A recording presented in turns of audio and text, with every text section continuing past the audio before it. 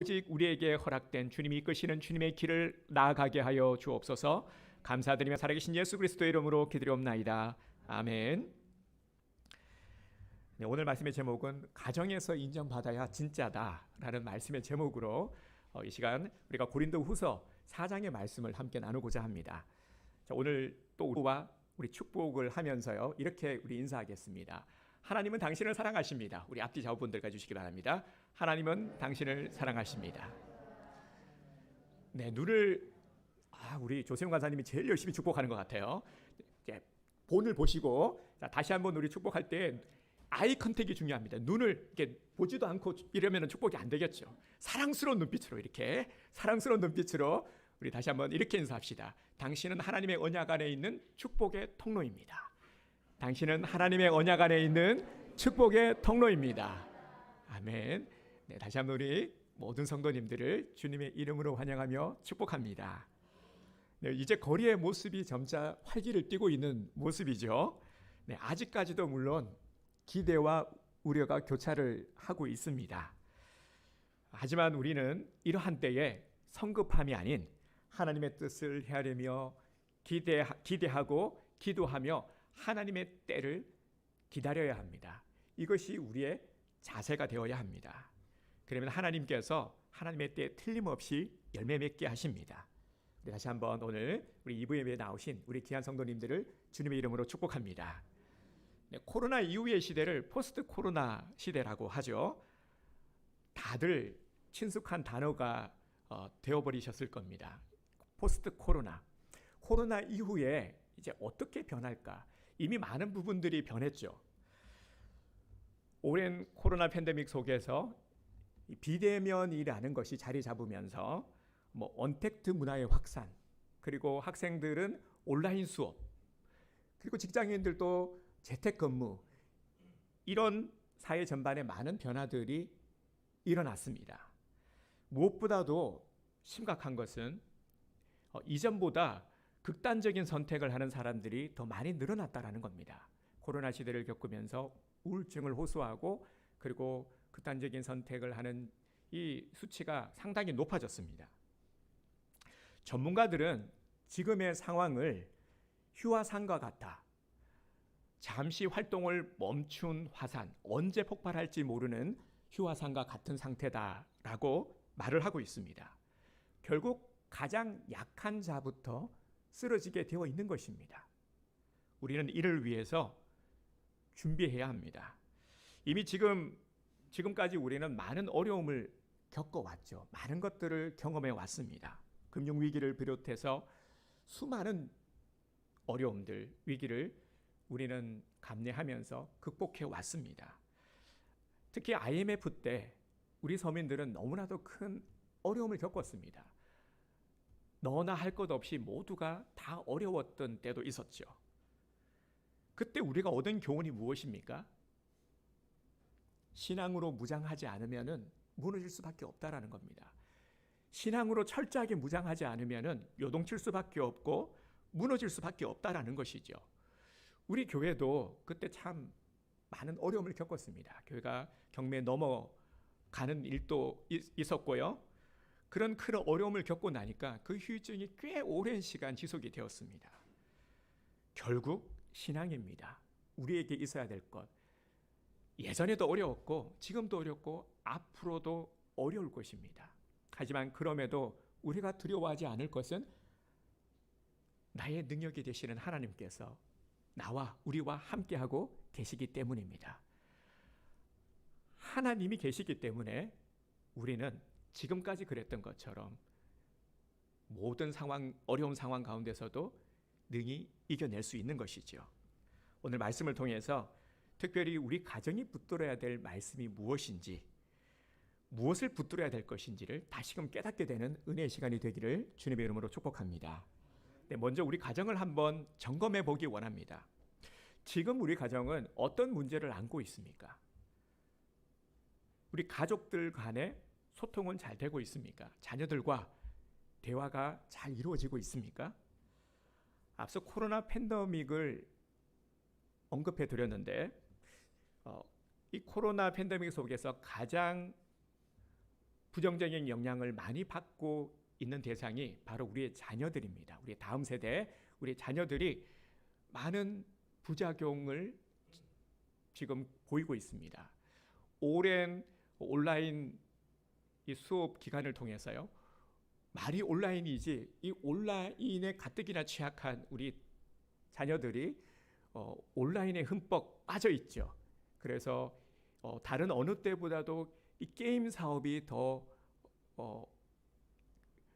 많이 번성했다고 합니다. 참 이런 것들을 통해서 우리가 웃을 수만은 없는 것이죠. 우리 자녀들이 지금 게임에 빠져 있고요. 그리고 또 무엇보다도 대인 관계에 어려움을 겪고 있다는 것입니다. 그러다 보니까 가정에서도 냉랭한 분위기가 이어지고 있습니다. 처음 코로나가 시작했을 때 한 전문가가 이런 얘기를 했어요. 코로나라는 것이 어려운 상황이지만 오히려 가정적으로 보게 되면은 더 대화가 많이 이루어질 수 있는 기회가 될 수 있다. 그런데 현실은 그렇지 않죠. 대화가 더 많이 이루어질 거라고 생각을 했는데 반대로 가고 있어요. 더 냉랭하고 대화가 별로 없다라는 것입니다. 그래서 어떤 분이 이렇게 대화를 정의하시더라고요.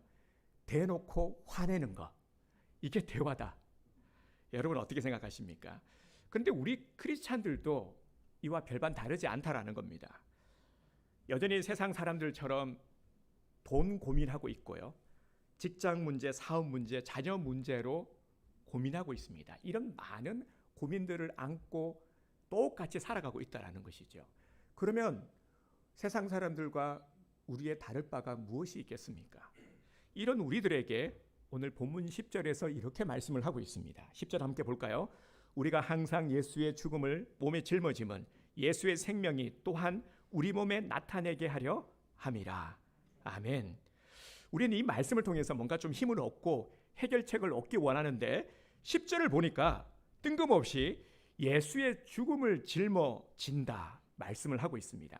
가뜩이나 지금 힘들어 죽겠는데 또 뭘 짊어져야 된다 말입니까? 이 말씀은 너무나도 염려스러운 지금 우리들의 삶 가운데 우리의 가정을 지킬 수 있는 유일한 비결을 가르쳐주고 있는 말씀입니다. 바로 그리스도의 비밀을 깨달은 자는 우리가 염려하는 삶과는 다른 행복한 삶을 살아갈 수 있다 하는 것입니다. 그것이 우리의 가정을 통해서 이루어집니다. 여러분 한번 생각을 한번 해보세요. 내 신앙의 정도, 내 신앙의 정도를 점검한다 했을 때요, 내 신앙의 정도가 가장 적나라하게 드러나는 곳이 어딜까요? 가정 아니겠습니까? 가정에서는 나의 모습이 있는 그대로 드러납니다. 교회에서는 참 신앙 좋은 사람인데, 성도들에게 존경받고 너무 멋진 사람인데 가정에서는 그렇지 않은 겁니다. 그래서 통계에 의하면은요, 우리 목회자, 우리 장로님, 권사님, 집사님, 이 자녀들이 더 신앙을 잘 가지고 신앙생활을 잘 해야 되는데 오히려 상처를 받고 교회를 떠나는 경우가 상당히 많습니다. 왜 그러냐라면은 집에서 부모님의 이중적인 모습을 보면서 상처를 받고 충격을 받고 실망하고 그러면서 회의감을 갖게 되는 이런 일이 많다라는 거죠. 부모님을 보니까 교회 다니기 싫다라는 겁니다. 이런 자녀들이 얼마나 많은지 모릅니다. 그래서 가족들에게 인정받는 게 진짜입니다. 그러면 나는 어떻습니까? 가정에서도 인정받고 있는 신앙인입니까? 이렇게 한번 물어보겠습니다. 예수님이 십자가에 못 박혀 돌아가신 것을 나는 진짜 믿고 있습니까? 여기에 내 분명한 신앙 고백이 있어야 합니다. 오늘 본문은 바로 십자가의 비밀을 우리에게 말하고 있습니다. 십자가의 비밀, 복음의 비밀을 우리에게 말하고 있습니다. 10절 하반절을 보겠습니다. 예수의 생명이 또한 우리 몸에 나타나게 하려 함이라. 아멘. 예수의 생명이 어디에요? 우리 몸에 나타나야 하는 것. 이것이 바로 십자가의 비밀입니다. 그런데 예수의 생명이 나타나는 것이 아니라 뭐가 나타나냐면은 내 성질, 내 본성 이런 게 나타나는 겁니다. 가정에서 그래서 이런 일들이 있는 거죠. 당신 진짜 예수 믿는 거 맞아? 예수 믿으면서 왜 그렇게 나한테 말해? 왜 집에서는 딴 사람이야? 이렇게 되는 것이죠. 예수의 생명이 내 몸에 나타나기 위해서는 반드시 전제되어야 하는 것이 있습니다. 바로 예수의 죽음을 몸에 짊어지고 가야 하는 것입니다. 갈라디아서 2장 20절 말씀.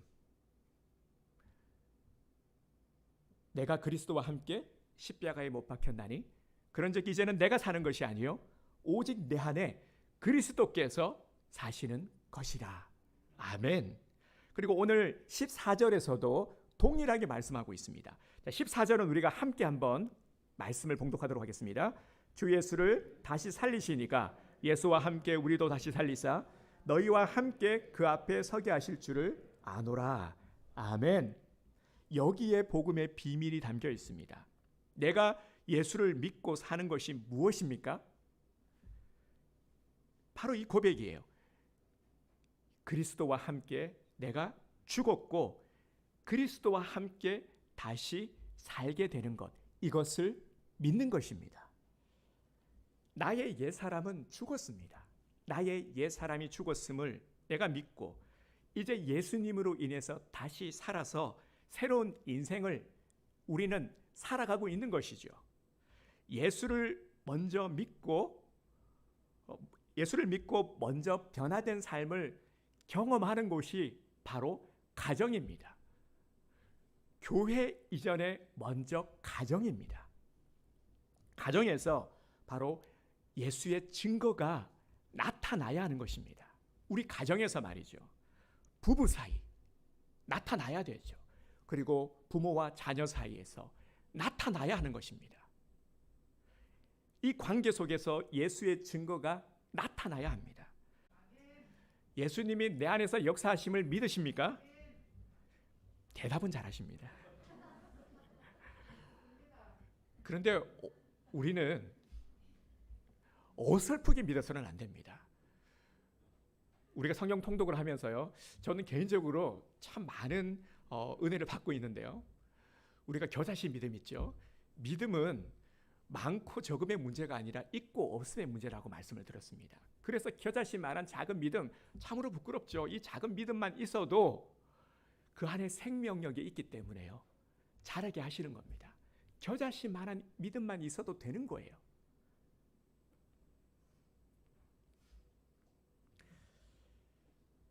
다시 한번 말씀을 드립니다. 우리가 믿음 생활을 하면서 점점 각박해지는 세상, 그리고 얼마나 유혹들이 많습니까? 얼마나 시험이 많습니까? 이러한 때에 우리는 더욱 정신을 정말 번쩍 차려야 됩니다. 근신하여 깨어 기도하라. 마지막 때에 우리는 더욱더 근신하여 깨어 기도해야 돼요. 그래야 넘어지지 않습니다. 누구도 장담할 수 없어요. 내 안에 오신 주님은 내 가정을 치유하시고 회복시키시는 분이신 줄을 믿으시기 바랍니다. 예수님밖에 없어요. 사람의 위로도 한계가 있습니다. 결국 주님께서 우리 가정의 주인이 되셔야 하는 것입니다.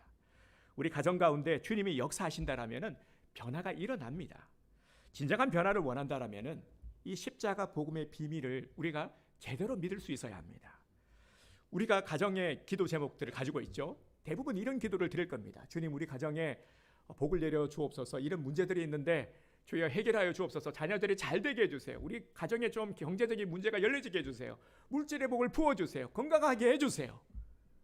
그런데 이런 기도도 참 소중한 기도지만 이보다 더 앞서야 되는 기도가 무엇이냐면은 내가 주님을 바로 믿게 해주세요. 내가 주님을 제대로 믿게 해주세요. 라는 기도가 앞서야 하는 것입니다. 나는 죽고 온전히 우리 가정에 주님만이 거하게 해주세요. 우리 가정의 주님이 주인 되게 해주세요. 이 기도가 먼저 드려져야 하는 것입니다.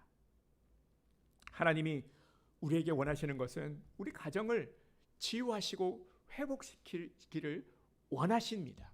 이것을 잊지 마시기를 바랍니다. 그래서 십자가 복음으로 세우는 것, 우리 온드림의 모든 가정이 나아가야 할, 그리고 반드시 이루어야 할 모습임을 믿으시기를 바랍니다. 자, 이를 위해서는요, 내가 죄인임을 주님 앞에 고백하며 회개해야 합니다. 그래서 예수님이 십자가에 죽으신 것을 믿고 내가 주님의 자녀가 되는 것, 이것이 먼저 이루어져야 하는 것입니다. 우리가 왜 죄를 지을까요? 우리들 중에 죄 짓고 싶어서 죄 짓는 사람은 아마 한 사람도 없을 겁니다. 왜 죄를 짓느냐? 이는 끊임없이 우리 안에 도사리고 있는 죄의 본성이 있기 때문입니다. 실제로 제가 아는 동료 중에요, 어떤 동료가 있었냐면은 정말 열심히 신앙생활을 하는 그런 동료였습니다. 그런데 너무 괴로워하고 힘들어하는 거예요. 왜냐하면 이 죄의 문제, 회개를 하는데도 죄의 습관이 끊어지지 않고 좀처럼 나아지지 않는 자신의 모습을 보면서 계속 실망하고 여기에 대한 회의감을 가지는 거예요. 내가 이렇게 회개를 하고 기도도 열심히 하는데 왜 나의 삶은 달라지지 않는 것이지, 나아지지 않는 것이지, 이 문제를 가지고 아주 꽤 오랫동안 고민하며 고통스러워한 동료의 모습을 봤습니다. 그런데 의외로 이런 분들이 많이 계시더라고요. 하지만 이는 죄의 본성을 알지 못하기 때문입니다. 우리는 누구나 죄에 있어서 자유할 수는 없어요. 죄의 본성이 도사리고 있기 때문에. 하지만 예수님이 십자가를 지실 때에 그때 나도 함께 죽음으로 처리되었다라는 것을 믿는 것, 이것이 바로 신앙의 출발점인 것입니다. 여전히 연약함을 우리가 안고 있지만, 그리고 죄의 본성이 도사리고 있지만, 그럼에도 불구하고 우리가 자유할 수 있는 것은 바로 예수님의 죽으심이 있었기 때문에요. 그리고 이제 주님이 내 삶에 들어오셔서 나의 주인이 되시고 우리 가정에 들어오셔서 우리 가정의 주인이 되셨기 때문입니다. 그래서 우리는 변화된 삶, 달라진 삶을 살 수 있게 된 것입니다. 이제 내 안에 예수님이 살아 계신다는 것을 인정하시기를 바랍니다. 이것에 대한 분명한 우리의 신앙 고백이 있지 않기 때문에 교회를 다니는데도 여전히 불편한 겁니다. 여전히 많은 고민과 갈등을 안고 살아갈 수밖에 없는 것이죠. 예수를 믿는데도 왜 안 변할까요? 이런 마음들 가지고 계시는 분들이 많을 겁니다. 이런 의문을 품고 계시는 분들도요. 예수를 믿는데 왜 안 변할까? 여러분, 왜 안 변하겠습니까? 교회 안에서는 참 예수를 잘 믿는 사람처럼 보이지만 가정만 가면은 마치 딴 사람이 되는 겁니다. 왜 그럴까요? 그러다 보니까 사람들은 이런 말을 합니다. 예수를 믿어도 사람은 안 변해. 이런 말들 많이 들어보셨죠? 신앙과 인격은 별개의 문제야. 공감은 됩니다. 공감은 되지만 이 말이 진짜 맞는 말입니까? 성경에 이렇게 쓰여 있습니까? 아니죠. 우리가 그렇게 합리화하고 생각할 뿐인 것이죠.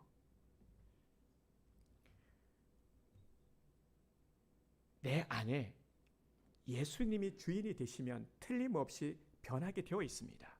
이를 가장 잘 보여준 인물이 사도 바울이죠. 사도 바울은 정말 예수님을 만나기 전과 이후가 극과 극을 이룬, 정말 예수님을 만남으로 인생의 전환점을 돈 그 모습을 우리들에게 잘 소개해주고 있지 않습니까? 바울뿐 아니라 모든 믿음의 사람들이 다 예수님을 만나고 나서는 인생의 전환점을 돌게 되었습니다. 예수님을 만난 자들은 변화가 시작이 된 것이죠. 이제 우리가 해야 될 일은 우리 안에 예수님이 온전히 거하시도록 해야 되는 것입니다. 정말 우리 가정 가운데에 주님이 주인 되도록 주님을 모셔드리고 주인된 삶을 살아가야 하는 것입니다. 그래서 가족들에게 먼저 인정을 받아봅시다. 정말 변화되기를 원하십니까? 그렇다면 내가 십자가에 죽었음을 인정하시기를 바랍니다. 내 안에 예수님이 사시는 것을 인정하시기를 바랍니다. 내가 주인이 아니라 예수님이 주인 되심을 고백하시기 바랍니다. 그래서 진짜 신앙인은 이렇게 고백하게 되는 것이죠. 내가 그리스도와 함께 십자가에 못 박혔고 이제는 내가 사는 것이 아니라 내 안에 누가요? 주님께서 사신다. 아멘. 이것을 우리의 입술을 통하여 고백 드릴 수 있어야 합니다. 이것이 인정하는 것입니다. 다시 한번 말씀을 드립니다. 인정하는 것은 내 입술을 통해서 고백할 수 있어야 됩니다. 예를 들어서요, 우리 부모님, 엄마, 아빠가 진짜 내 엄마, 아빠라는 것을 우리는 어떻게 인정합니까? 부르죠. 그죠? 제일 먼저는 엄마, 아빠라고. 다른 동네 사람들에게는 엄마, 아빠라고 안 하죠. 아저씨, 아줌마라고 하잖아요. 이렇게 내 입술을 통해서 부르고 인정하는 거예요. 진짜 주님이 내 주인이시면은 우리의 신앙 고백을 드리게 되는 거죠. 엄마, 아빠, 아버지, 하나님 아버지, 이제 내가 믿습니다. 십자가에 내가 그리스도와 함께 십자가에 못 박혔고 이제는 내가 사는 것이 아니라 내 안에 주님이 사심을 내가 믿습니다. 입술로 인정하는 것입니다. 이게 믿는 거예요. 이렇게 말씀하시는 분들이 계실지 모르겠습니다. 뭘 자꾸 죽으라고 하세요. 저 살고 싶은데, 이렇게 말씀하시는 분들이 계실지 모르겠어요. 그런데 뭐 괜찮습니다. 저도 옛날에 그랬고요. 아마 우리 성도님들도 다 그러셨을 거예요. 그런데 내가 죽지 않으면은 나도 살 수가 없고요. 내 가정이 살 수가 없어요. 저도 마찬가지였어요. 저도 정말 이 철부지 같은 제가 이제 결혼을 하고 가정을 이루면서 정말 많은 갈등이 있었어요. 얼마나 많이 싸웠는지도 몰라요. 그런데 그런 가운데서 참 여러 가지, 제가 다 이렇게 간증해 드리기는 시간이 너무 부족하지만요, 참 그런 그 내 본위에 것들을 자꾸 이렇게 주장을 하다 보니까 도무지 해결이 되지 않는 겁니다. 그런데 변곡점이 있었어요. 바로 뭐 여러 가지 상황 가운데서요, 철저하게 깨어짐 속에서 이건 내가 죽어야 하는군요. 그리고 또 깨달은 게 뭐냐면은 자꾸 상대가 내가 원하는 대로 되기를 바라는 게 아니라 내가 죽어져야 되는군요. 내가 변해야 상대가 변하는군요 하는 것을 주님께서는 철저하게 깨닫게 하셨어요. 그래서 이걸 깨달으니까 너무 부끄러운 거예요. 내가 그동안 했던 말들 얼마나, 물론 후유증으로 아직까지 고생을 하고 있지만, 하지만 이제는 확실히 조심해야 되는 거긴 하지만요, 정말 분명한 것은 내가 주인이 아니라 주님이 주인이라는 거예요. 우리 가정이에요. 그리고 내가 죽어야 함을, 그리고 죽기 위해 내가 날마다 사도 바울의처럼, 나는 바울의 고백처럼 날마다 죽노라 라는 이러한 심정으로 우리가 살아갈 때에 가정이 화목할 수가 있고 다시금 복음으로 세워질 수 있다라는 겁니다.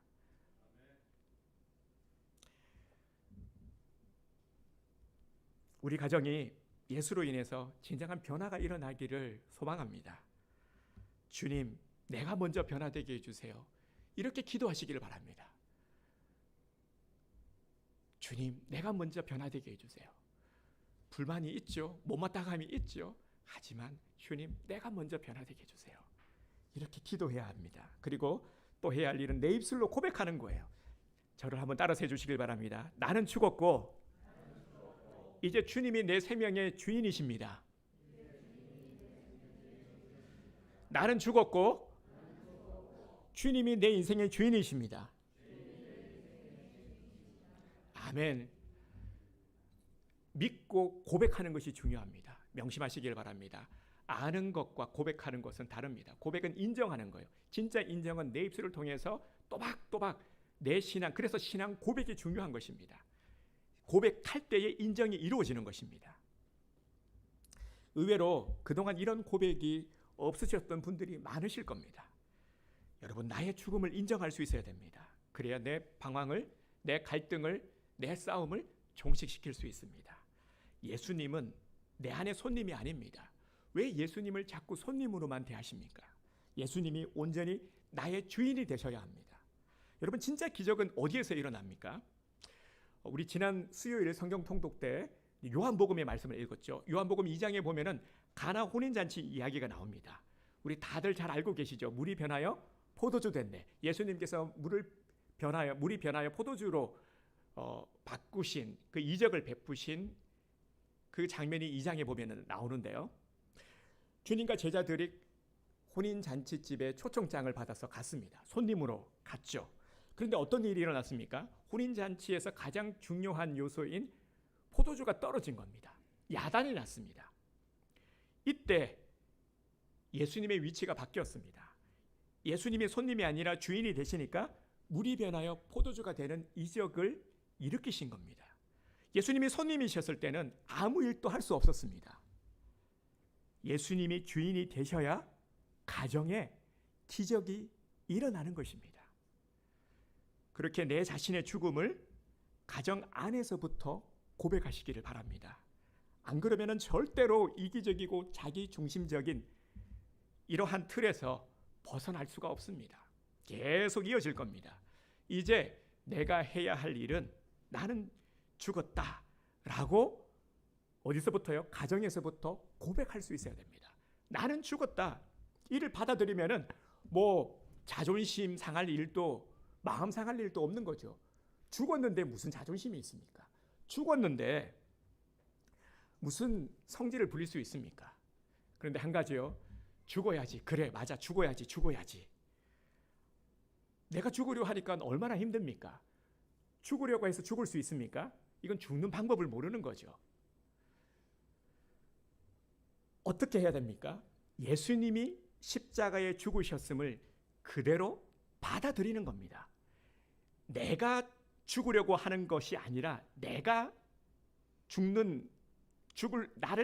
나를 죽일 수 있는 것이 아니라 예수님의 십자가의 죽음을 있는 그대로 인정하고 받아들이는 겁니다. 하나님이 다 이루어 놓으신 그 사실을 그대로 받아들이는 겁니다. 이게 믿는 겁니다. 여러분, 예수님이 십자가에 돌아가셨을 때에 우리도 함께 죽었다라고 하나님께서 이미 정해 놓으셨습니다. 이 사실을 믿으십니까? 이 사실을 받아들이십니까? 그렇죠. 이렇게 아멘 하면서 아멘으로 받아들이는 겁니다. 인정하는 것입니다. 주님 인정합니다. 그 사실을 나는 믿습니다. 아멘을 통해서 우리가 받아들이는 것이죠. 우리 요절 말씀입니다. 우리 주부에 있는데요. 로마서 6장 11절 말씀을 우리 큰 소리로 함께 선포하도록 하겠습니다. 이와 같이 너희도 너희 자신을 죄에 대하여는 죽은 자요 그리스도 예수 안에서 하나님께 대하여는 살아있는 자로 여길지어다. 아멘. 이 말씀을 그대로 받아들이는 겁니다. 나는 죄에 대해서 죽었다. 나의 옛사람은 죽었다. 여러분 믿으십니까? 주님은 지금 우리들에게 내 죽음을 보여달라 요구하고 계십니다. 가정의 기적을 우리가 요구하기 전에 너의 죽음을 내게 보여다오. 주님께서는 요구하고 계십니다. 십자가의 복음을 우리가 믿을 때에 우리 가정의 기적이 일어나는 것입니다. 이제 십자가의 복음으로 내 가정을 새롭게 일으키게 되기를 주님의 이름으로 축복합니다. 여러분, 길선주 목사님 다 아시죠? 이분의 일화가 있었어요. 소개를 해드리고자 하는데, 우리나라가 분단되기 전에 평양에서 이 길선주 목사님이 원래 장로님이셨습니다. 그런데 나중에 이제 신학 공부를 하시고 목사님이 되셨는데, 이분에게 아들이 있었는데 이 아들이 아주 유명한 아들이었습니다. 매일같이 술 먹고 술 주정하고 사고 치고 다니는 아주 망나니였어요. 근데 길선주 목사님이 이런 아들을 가만히 뒀을 리가 없죠. 질책을 했죠. 너 이러면 안 된다. 너 이러면 너 큰일 나. 너 인생 망해. 너 믿음 생활 제대로 해야 돼. 이런 얘기를 하니까 이 아들이 더 반항하는 겁니다. 더 엇나가는 겁니다. 아무리 얘기를 해도 때려도 말을 안 듣는 겁니다. 그러면 그럴수록 더 벗어나는 이 아들을 보면서 얼마나 속이 상했겠습니까? 너무 마음이 아팠습니다. 부모로서 답답하지 않을 수가 없었죠. 그런데 이 모습을 지켜보던 한 선교사님이 길선주 목사님에게 이렇게 조언을 해주었다고 해요. 목사님, 아들 그렇게 하지 마세요. 그러면은 더 부작용만 더 합니다. 이때 이 선교사님의 말씀이 하나님의 음성처럼 들렸다고 해요. 그러면서 무엇을 얘기해 주었냐면은 감정 상하는 말 하지 말고 그냥 축복의 말만 하세요. 그런데 축복의 말을 하려고 보니까 도무지 축복의 말이 생각이 안 나더랍니다. 뭐 축복할 게 있어야 축복을 하죠. 아무리 노력을 해도 도저히 축복을 할 수가 없겠더랍니다. 그러다가 이제 말씀을 통해서 깨닫게 됩니다. 무엇을 깨달았냐면은 바로 예수 그리스도의 십자가가 생각이 나더랍니다. 바로 이 깨달은 말씀이 오늘 본문의 말씀입니다. 나는 죽은 자였구나. 아들놈이 문제가 아니라 내가 문제구나. 이것을 깨달았다라고 해요. 이때부터 눈이 번쩍 떠졌다고 합니다. 그동안은 내 시각에서 바라봤는데 이게 아니라 하나님의 눈으로 바라봐야 되는구나. 이렇게 전환을 하니까 축복을 할 수 있게 되더랍니다. 그리고 기도를 시작했습니다. 100일 작정 기도를 시작하고 기도가 끝난 다음 날 새벽에 어떤 일이 벌어졌냐면은 아들이 술을 잔뜩 먹고 교회 맨 앞에 앉아서 통곡을 하고 있더랍니다. 이때부터 아들이 변화된 삶을 살게 되었고 계순조 목사님은 내가 죽어야 변화되는구나 하는 것을 깊이 깨달으셨다고 합니다. 이제 우리도 예수의 생명을 내 몸을 통해서 나타낼 수 있기를 바랍니다. 우리 가정에서 나를 통해서 복음을 드러낼 수 있기를 바랍니다. 언제까지 예수님을 손님으로만 대하면서 사시겠습니까? 언제까지 내 불편한 신앙, 참 힘겨운 신앙의 모습으로 겨우겨우 살아가시겠습니까? 이제부터는 손님이 아니라 예수님을 우리 가정의 주인으로, 내 삶의 주인으로 모셔드리고 살아가야 합니다. 그래야 내 가정이 달라지고 내 삶이 달라집니다. 우리 한 번만 저를 따라서 해주시길 바랍니다. 주님, 저는 죽었습니다. 주님, 배우자를 저를 통해서 만나주세요.